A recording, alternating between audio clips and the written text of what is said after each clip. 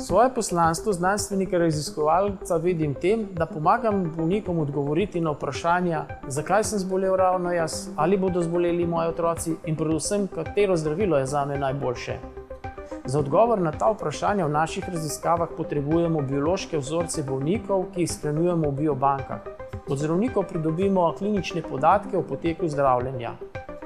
Z najsodobnejšimi tehnologijami v teh vzorcih analiziramo biomolekule, kot so DNK, RNK, beljakovine, in z naprednimi računalniškimi analizami pridobimo poglobljen vpogled v delovanje celic, kar nam omogoča odkritje ključnih genov, ki vplivajo na nastanek in potek same bolezni.